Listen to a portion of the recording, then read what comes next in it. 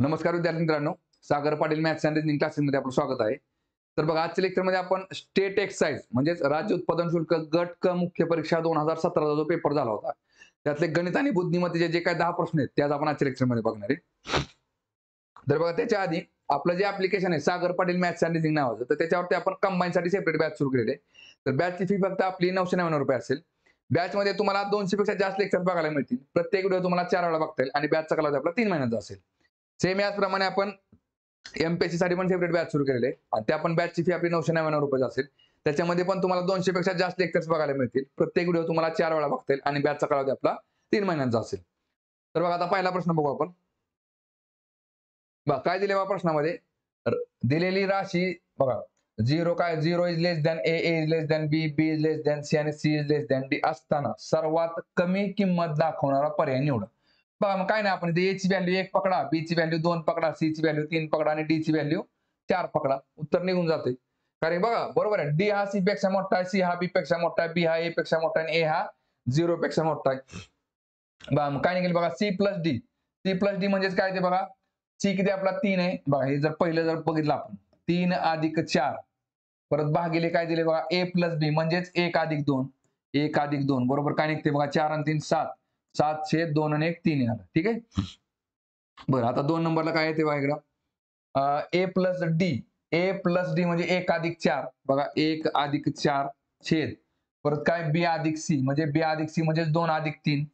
2 अधिक 3 म्हणजेच किती आलं, 4 आणि 1 5 आणि इकडं 3 आणि 2 5. बरं 3 नंबरला काय येते बघा, बी अधिक सी म्हणजेच काय आहे, 2 अधिक 3 बघा, 2 अधिक 3 भागिले परत ए अधिक डी म्हणजेच 1 अधिक 4. 1 अधिक 4 म्हणजेच किती झालं, 3 आणि 2 5 आणि इकडं 4 आणि 1 5. बरं पुढं आता इकडे 4 नंबरला काय आहे, इकडं बी वजा ए. बी किती आहे बघा, 2. 2 वजा 1 छेद किती येते बघा, D plus C. D plus C म्हणजेच काय, 4 अधिक 3 बरोबर आहे का. 4 अधिक 3 म्हणजेच किती येते बघा, 2 आत गेले 1 राहिलं आणि 4 आणि 3 7. आता काय म्हटले, तर सर्वात कमी किंमत दाखवणारा पर्याय निवडा. याची किंमत काय निघेल बघा, इथं जर बघितलं आपण बघा, 3 1 3 बघा, 3 2 6 1 7 म्हणजे 3 त्रिक 9 1 10 3 त्रिक 9 2.33 आली. इथं 5 छेद 5 म्हणजेच 1 आला. इथं 5 छेद 5 म्हणजेच 1 आला आणि इथं 1 छेद 7 म्हणजेच काय, 0 पॉईंट बघा 7 किती येते, 7 1 7. 7 1 7 खाली राहिले किती 3. 7 चौक 8 म्हणजे 0.14 आसपास 37 98 बरोबर आहे का. बघा, मग सगळं काय एवढं करण्याची गरज नाही, फक्त 1 छेद 7 म्हणजे 0 पॉईंट उत्तर येणार एवढं तर कळून जाते आपल्याला. बघा, मग सगळ्यात लहान संख्या कुठली बघा, ही बघा प्लस 2 छेद 33 2.33 आहे. इथं 1 आहे, इथं 1 आहे, इथं शून्यापेक्षा किती 1 पेक्षा कमी म्हणजे 0.14. मग सगळ्यात लहान कुठली असेल बघा, ऑप्शन नंबर 4 म्हणजेच बी वजा ए छेद डी अधिक सी. ठीक आहे. चला पुढचा क्वेश्चन बघू. बघा, डायग्राम चॅप्टरवरती क्वेश्चन दिलाय. काय दिले बघा ह्याच्यामध्ये, पुढे दाखवल्यानुसार कागदाची तुटक रेषेवरून घडी घालून नंतर त्याला विविध आकारांची छिद्रे पाडली आहेत. उलगडलेल्या कागदाची प्रतिमा निवडा. ठीक आहे. बघा, थोडक्यात काय केले, सुरुवातीला हे ह्याच्यावर झाकलंय, ह्याच्यावरती झाकलंय, दिसतंय बघा आपल्याला. परत काय केलंय बघा, इकडे बांध दाखवला. याचा अर्थ काय, ही अर्धी घडी आहे ह्याच्यावर झाकायची आणि परत ही असा बांध दाखवला म्हणजे वरून आपण खाली आलो. हा चौकोन दिसतोय, हा चौकोन कुठे इथे दिसतोय बरोबर आहे का. बघा, आता हा जो चौकोन आहे का नाही, तो कुठला आहे बघा, ही घडी हात ह्याच्यावर घातली आणि सगळ्यात शेवटी आपण या चौकोनावरती आलोय म्हणजे कुठल्या इथल्या चौकोनावरती आलोय आणि ह्या चौकोनावरती लक्षात घ्या, हे पण झाकलेले आहे. बघा, आता लक्षात घ्या, इथं काय दिसतंय तुम्हाला, हा त्रिकोण दिसतोय बघा. इथं बघा, इथं काय, हा त्रिकोण आहे बघा, इथं काढून दाखवतो बघा. इथं हा त्रिकोण आहे, परत हा असा त्रिकोण आहे आणि इथं हा परत चौकोन आहे शेजारी. ठीक आहे बघा. बरं, आता इकडे काय, खाली हे असं दाखवलंय तुम्हाला आणि इथं डॉट दिलेला आहे. ठीक आहे बघा. आता लक्षात घ्या, आता हेच काय होणार आहे बघा, ज्यावेळेस आपण हा चौकोनाची घडी वरती घालेल, हे पण सगळं काय होईल बघा, हे चौकोनामध्ये बरोबर आहे का. हे सगळं वरती जायला आहे असं इथं इथं येईल. मग काय होईल बघा, हा जो त्रिकोण आहे तो काय होईल बघा, उलटा होईल इथं असा. बघा, हा इथं असा जाईल, परत हा त्रिकोण जसा तसा राहील इकडं असा आणि हा चौकोन आहे असा राहील इथं. ठीक आहे बघा. बरं, आता इकडे बघा, लक्षात घ्या, हा आताशी का आपण एवढ्या घडीवरती आलो, कुठल्या एवढ्या घडीवरती इथपर्यंत. इथून परत ह्याच्यात नाही बाजूला निघणार आहे कुठलं, हे फक्त अर्ध काढण्याचा प्रयत्न करा आधी, बरोबर अर्ध निघून जाते. बघा, आता इकडे जर तुम्ही चेक केलं काय निघेल बघा. आता लक्षात घ्या, इथं चेक करताना बघा, ह्याच्यातनं काय केलं बघा, हा कागद आहे का नाही आपला पारदर्शक कागद आहे हा, बरोबर आहे का? आणि हा गेलाय कुठनं बघा, हा असा गेलेला आहे. म्हणजे आपण काय केले बघा, त्या छिद्र पाडलेत ना छिद्र. मग बरोबर बघा, इथं बघा ज्यावेळेस आपण ही मधून अशी रेष घालेल, ठीक आहे बघा, हे काय दिसतंय बघा तुम्हाला, हे कट केल्यामुळं हा इथला जो पार्ट आहे का नाही, हा इथला पार्ट बघा, हा इथला पार्ट हा पूर्ण कट होणार आहे, म्हणजे तिथं बोळ राहणार आहे. कारण कट केलेलं आहे ते. चौकोनाच्या आतमध्ये राहील तो पार्ट. पण इकडे जाताना काय होईल बघा, कारण हा चौकोन असा असतो, लक्षात घ्या. हा चौकोन काय असतो, असा असतो. आणि तो आपण इथून कट केल्यामुळे काय झाला बघा, निम्मा ह्याच्यामध्ये आला. ह्याच्यामध्ये निम्मा. आणि काय होईल, तो कट केला जाईल, तो इथून कट होईल तो असा. असं कुठं कुठं दिसतंय बघा तुम्हाला. बरं आता आधी सुरुवातीला ह्या त्रिकोणाला फोकस करा. असा त्रिकोण कुठं कुठं दिसतोय बघा. हे सरळ दाखवायचं, हे सरळ असं. हे सरळ आहे. इकडं तोंड आहे ह्या त्रिकोणाचं. हा त्रिकोण वरच्या साईडला हा उलटा आहे आणि चौकोनला चौकोन. कुठं कुठं दिसतंय बघा. आणि अर्धी रेष मारून घ्या. अर्धा रेष मारून घ्या सगळीकडं.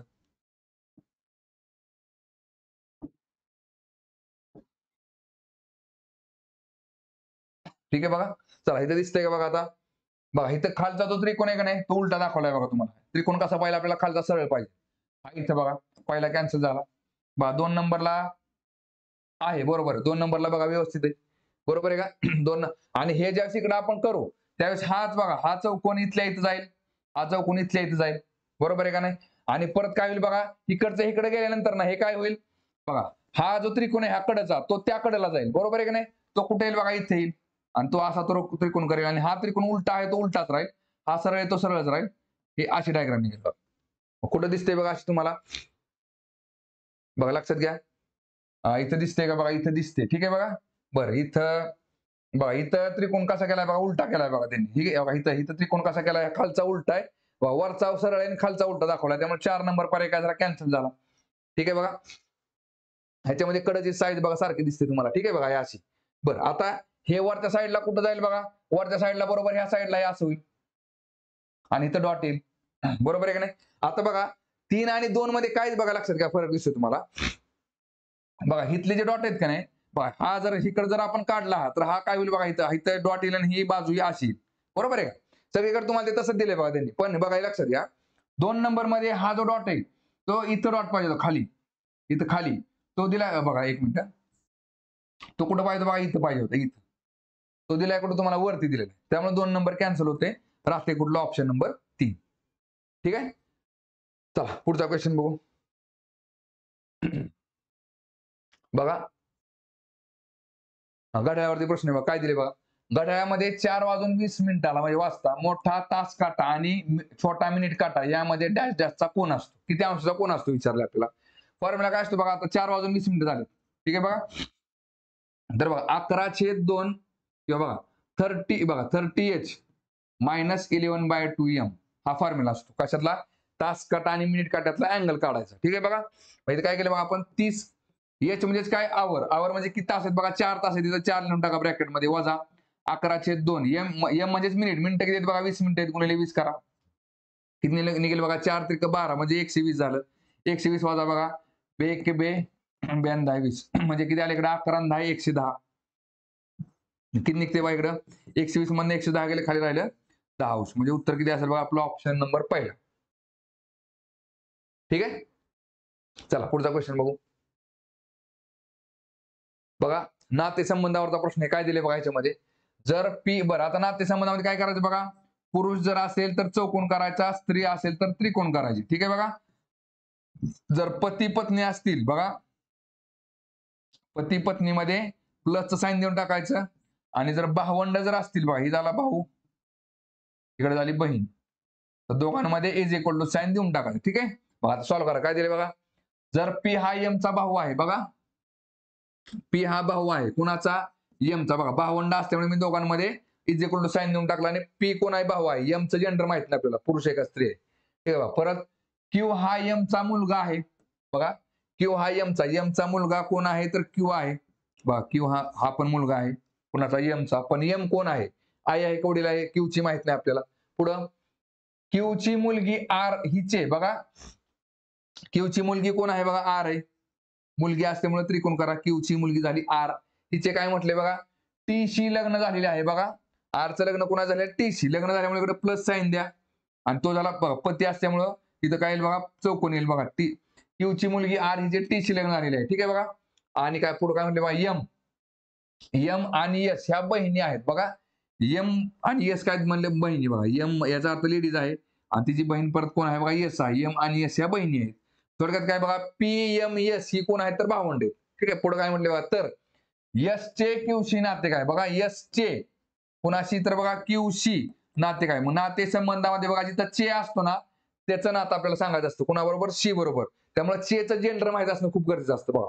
आता शी पासून चे कडे जायचं आपल्याला काय दिसते बघा क्यूची आई झाली यम आणि आईची बहीण झाली येस म्हणजेच क्यूची मावशी कोण असेल बघा येस असेल. मग उत्तर काय निघालं ऑप्शन नंबर 2 मावशी. ठीक आहे. चला पुढचा क्वेश्चन बघू बघा. टाइम डिस्टन्स स्पीड वरचा क्वेश्चन आहे. काय दिले बघा याच्यामध्ये डोंगराळ प्रदेशात प्रवास करताना ठिकाणे ए ते बी चढणीचे अंतर दर ताशी 35 किलोमीटर याप्रमाणे कापले. पहा ए ते बी कितीचा स्पीड आहे बघा तर 35चा स्पीड आहे. ठीक आहे.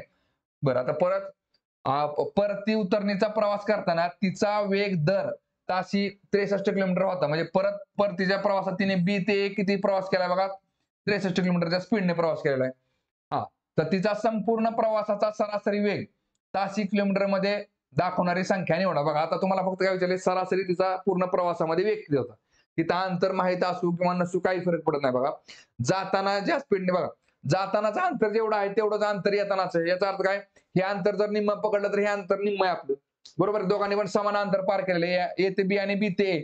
फक्त वेगामध्ये फरक आहे. फॉर्म्युला काय असतो माझ्याकडे बघा ह्या वेगाला जर समजा आपण ए पकडला किंवा एक्स पकडला आणि ह्या वेगाला जर समजा आपण वाय पकडला तर काय असेल बघा बघा 2 गुणिले एक्स गुणिले Y divided by x plus y.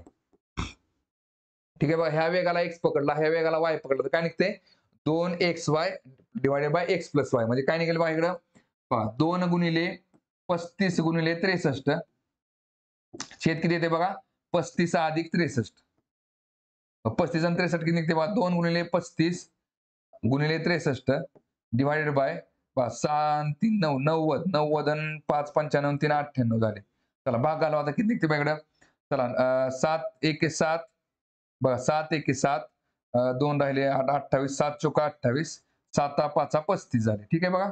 परत चला बे एक बे बे 7 14 परत 7 1 7 7 9 63 9 5 45 येते बघा. सरासरी कितीच्या वेगाने स्पीडने प्रवास केला त्याने 45 मिनिट 45च्या वेगाने. Option number 4.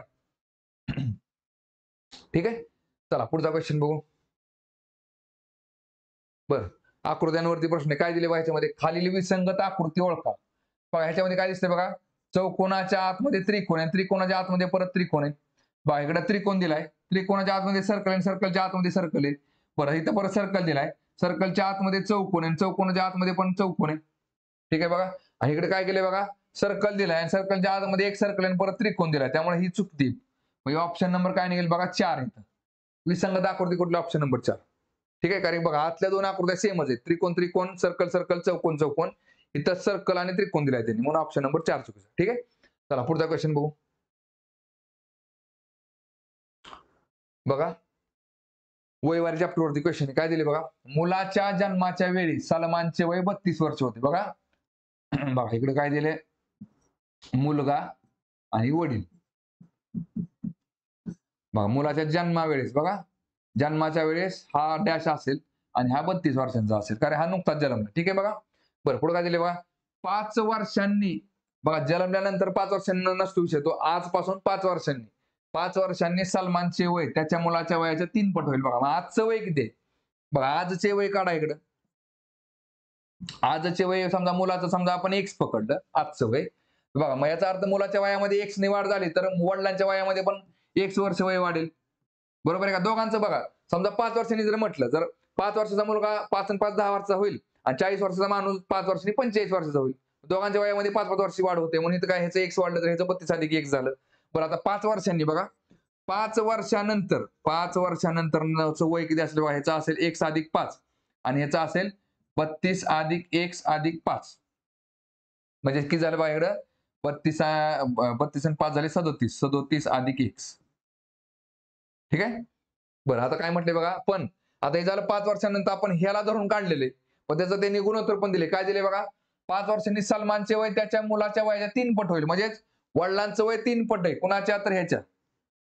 मग हे जर समान करत असेल ना, तर ह्याच्या पण वयाला 3 पटीने 3 ने गुणा आणि ह्याच्या वयाला 1 ने गुणा. झालं तिरकस गुणाकार केला की उत्तर निघते. काय निघेल बघा मग? बघा 1 ने ह्याला गुणा काय निघेल? 1 ने जर गुणला आपण 32 अधिक 37 अधिक x आहे नाही का? 37 अधिक x बरोबर 3 ने ह्याला गुणा x अधिक 5 ला बघा. 3 ने आपण x अधिक 5 ला गुणलं. चला काय निघते बघा इकडं?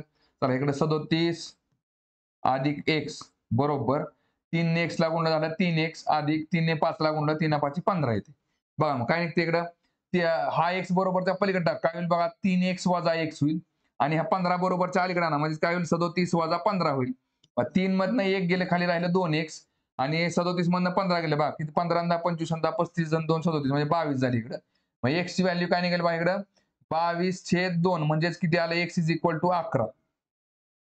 x ची व्हॅल्यू निघाली 11. विचारले काय बघा तर सलमान व मुलगा यांची आजची वय किती? मग आजचं वय किती आहे बघा x ची व्हॅल्यू झाली इकडे 11 आणि इकडे किती निघेल बघा 32 अधिक 11 म्हणजेच बरोबर झाले 30 40 43. ठीक आहे बघा आधी विचारले कुणाचं सलमानचं. मग सलमानचं वय किती 43 आहे बघा इथे 43 आहे आणि मुलाचं किती असेल बघा 11 म्हणजे 11 इथं ऑप्शन नंबर काय ते पाहिलं येते. ठीक आहे बघा आणि उत्तरावरून जर जायचं म्हटलं तर काय करता येईल बघा याच्यामध्ये तुम्हाला बघा हे 43 आणि 11 कधी आजचं वय बरोबर आहे का? बघा पर्यावरून पण जायला सोपं आहे बघा लक्षात घ्या. तुम्हाला मुलाचं बघा जन्माचा ह्याचा काही विषय घ्यायचा नाही फक्त बघा पर्यावरून जायचं म्हटलं हे पर्याय तुम्हाला कुठले आहेत बघा आजच्या वयाचे आहेत बरोबर आहे की नाही? आजचं वय किती बघा 43 आणि 11 दोघांच्याही काय करायचं बघा बघा आता हे आजचं वय ना तर 5 वर्षानंतरच्या वयाचं गुणोत्तर किती आहे बघा 1 3 आहे मग 3 पट आहे वडिलांचं वय. मग इथं फक्त काय करायचं बघा किंवा 11 13 बघा इथं 11 13 जर 43 मानलं आपण दोघांचं 5 वर्षानंतरचं वय किती झालं हे झालं 16 आणि ह्याचं 5 वर्षानंतरचं वय किती झालं 48. मग बघा 5 वर्षानंतर मुलाच्या 3 पट वडील आहेत का आहेत बघा 16 त्रिक 48 म्हणजे पहिलाच ऑप्शन निघतंय. ऑप्शन नंबर पहिला. मग हे पण काय सॉल्व्ह करत बसायची गरज नाही. पण तुम्हाला जर ऑप्शनवर जायचं कळलं तर काय डायरेक्ट उत्तर निघते. ठीक आहे. चला पुढचा क्वेश्चन बघू.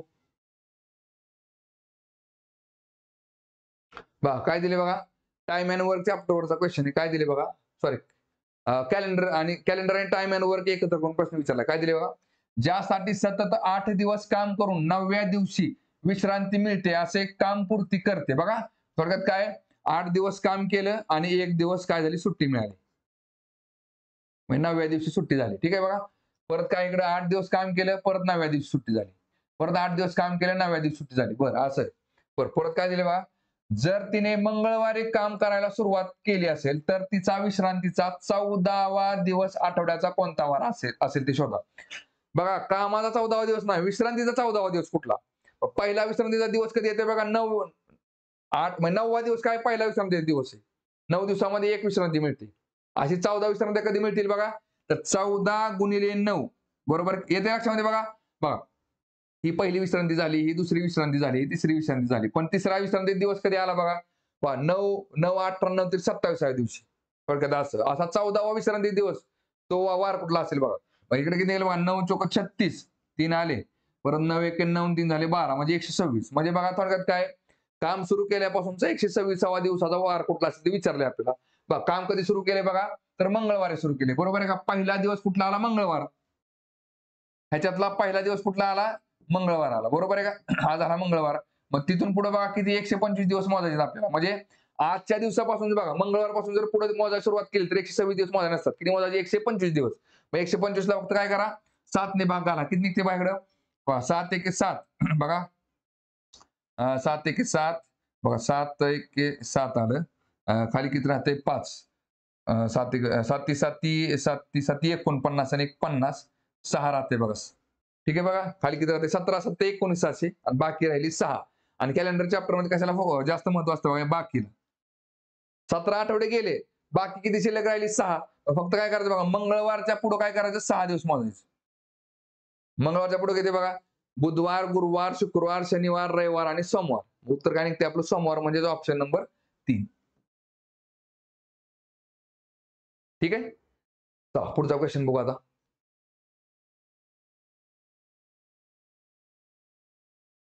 बर पझल चॅप्टरवरचा क्वेश्चन आहे ग्रुपिझिंग वरची पझल आहे काय दिले बघा 7 व्यक्तीतून 4 जणांचा गट तयार करायचा आहे. ठीक आहे. 7 मधनं 4 जणांचा गट तयार करायचा आहे. या व्यक्तीचा तपशील पुढील प्रमाणे यात एम व एन या स्त्रिया व ए बी बघा एम आणि एन कोण आहेत तर या स्त्री आहेत आणि A B C D E हे 5 पुरुष आहेत. बर जर व्यक्ती बी सुद्धा निवडली गेली बघा व्यक्ती बी सुद्धा निवडली गेली तर ए ला गटात असणे आवडणार नाही म्हणजे बी आणि ई एकत्र काम करणार नाहीत. लक्षात घ्या बी आणि ए कोण बी आणि ए हे एकत्र काम करत नाहीत. ठीक आहे बघा चला परत पुढे काय दिसते बघा. बरं परत बी व ई दोघांना एकत्र गटात निवड झालेली आवडेल म्हणजे बी आणि ई एकत्र काम करू शकतात. कोण बी आणि ई एकत्र काम करू शकतात. परत काय दिले बघा जर डी गटात असेल तरच एन ला त्यात असणे आवडेल म्हणजे एन डी आणि एन एकत्र काम करतील. ठीक आहे बघा परत पुढे काय दिले जर सी ची निवड झाली तर तिला डी गटात असणे आवडणार नाही म्हणजे सी आणि डी एकत्र काम करत नाहीत. सी ला डी बरोबर काम करायला आवडतं. ठीक आहे चला पुढं जर गटात डी सुद्धा असेल तर ए ला गटात असणे आवडेल. बघा डी असेल तर ए ला आवडेल डी असेल तर ए ला आवडेल आणि पुढे काय दिले बघा जर गटात ती व्यक्ती असेल तर त्यात एम ची निवड व्हायला हवी असा सी चा आग्रह आहे म्हणजे गटात जर सी असेल ना तर त्यात एम ची निवड व्हायला हवी असा सी चा आग्रह आहे म्हणजे सी आणि एम एकत्र काम करायला आवडेल.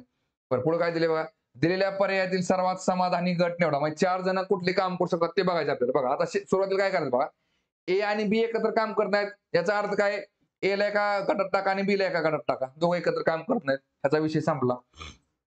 ठीक आहे बघा चला परत आता चला बी बरोबर काम करणार कोण कोण आहे बघा बी ला ई बरोबर काम करायला आवडेल ह्याचा विषय संपला. बघा परत पुढे काय दिसतंय बघा चला ए बरोबर आणखी काय दिले बघा ए बरोबर डी ला काम करायला आवडेल. बघा ए आणि डी एकत्र आले इकडं.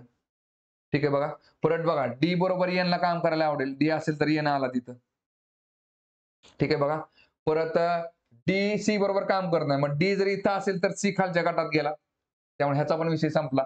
आणि काय दिलंय बघा सी आणि एम एकत्र काम करतील सी आणि एम एकत्र काम करतील म्हणजे काय निघते बघा बीई सी एम कुठे कुठे दिसते बघा तुम्हाला इथं बी नाही बघा बीई सी एन आहे इथे हे पण नाही येणार बघा बीई सी एम बघा B E C M B E C M म्हणजेच ऑप्शन नंबर 4 येते.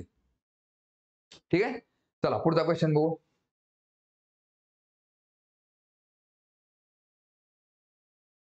बघा वेन डायग्राम चॅप्टर वरती क्वेश्चन आहे काय दिले बघा याच्यामध्ये 183 धुलाई यंत्रे वापरणाऱ्यांकडून प्रोग्रॅमिंग आवाजाची व पाण्याच्या वापरासंबंधीच्या तक्रारी आल्या आहेत. यापैकी फक्त 2च समस्या असल्याची एकही तक्रार नाही. 91 जणांना प्रोग्रॅमिंगच्या समस्येला 122 जणांना आवाजाच्या समस्येला आणि 152 जणांना पाणी व वापरणाऱ्याच्या समस्येला तोंड द्यावे लागते. बरं आता एकतर आवाजाची किंवा पाण्याची समस्या भेडसावणाऱ्या यंत्र वापरणाऱ्यांची संख्या निवडा. आता बघा एकूण मशीन किती आहेत बघा 183 मशीन्स आहेत. एकूण झाले 183 मशीन्स आहेत. ठीक आहे बघा 183 धुलाई यंत्रे वॉशिंग मशीन आहे समजा आपण आणि त्याच्यामध्ये 3 प्रकारचे प्रॉब्लेम आहेत. कुठले कुठले प्रोग्रामिंग असणाऱ्या आवाजाची समस्या असणाऱ्या आणि पाण्याची समस्या असणाऱ्या तीन प्रॉब्लेम आहेत. त्यातल्या काही मशीन्सला 3 प्रॉब्लेम असतात काही मशीनला 2 प्रॉब्लेम असतील काही मशीनला एक प्रॉब्लेम असेल. बरोबर आहे का. आता इथं 3 सर्कल काढून घ्या आधी हा एक सर्कल हा दुसरा आणि हा तिसरा. ठीक आहे बघा कुठले कुठले प्रोग्रामिंग दुसरं काय झालं आवाज आणि तिसरं काय इकडं पाणी वापरण्याचे संबंध. बरं इथं काय दिले बघा आता तर यापैकी फक्त 2च समस्या असल्याची एकही तक्रार नाही. ठीक आहे बघा आता 2च समस्या असल्याची एकही तक्रार नाही याचा अर्थ काय असतो बघा लक्षात घ्या.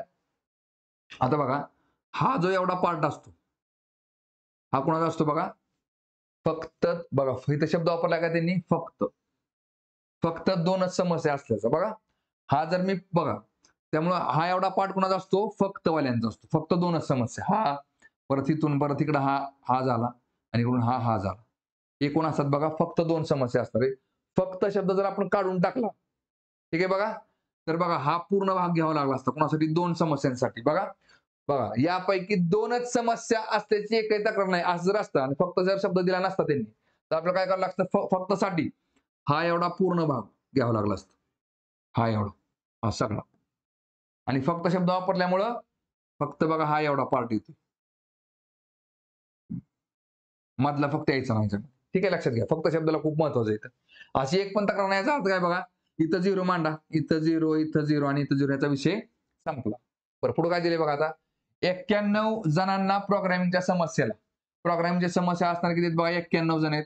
बरं, पुढं 122 जणांना आवाजाच्या समस्येला. आवाजाच्या समस्या असणार किती आहेत, 122 जण आहेत.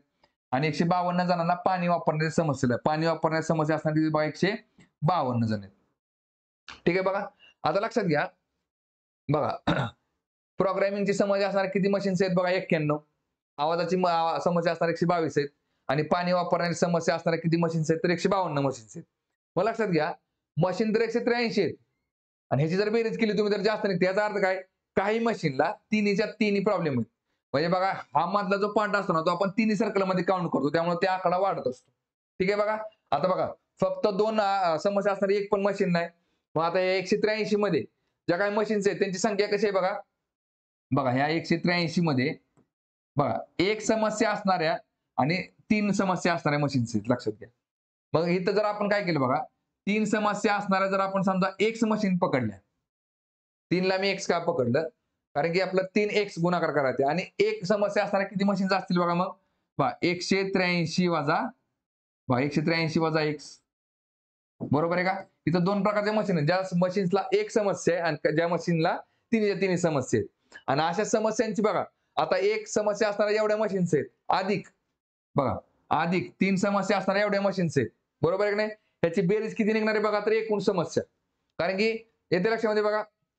बरं, आता काय निघेल बघा ह्याच्यामध्ये, ह्याची जर बेरीज केली आपण बघा, 91 आधी 152 अधिक 122 अधिक 91, बेरीज किती निघते बघा, 2 आणि 2 4 आणि 1 5, परत 5 आणि 2 7, 9 7 किती येते बघा, 16, हातचा आला 1, 1 आणि 1 2 आणि 1 3, म्हणजे 365 समस्या निघतात, बरोबर आहे का. बघा इक्वेशन कसं मांडायचं बघा, एक समस्या असणाऱ्या मशीन किती आहेत बघा, 183 183 वजा X अधिक 3 समस्या असणाऱ्या मशीन किती आहेत बघा, X आहेत.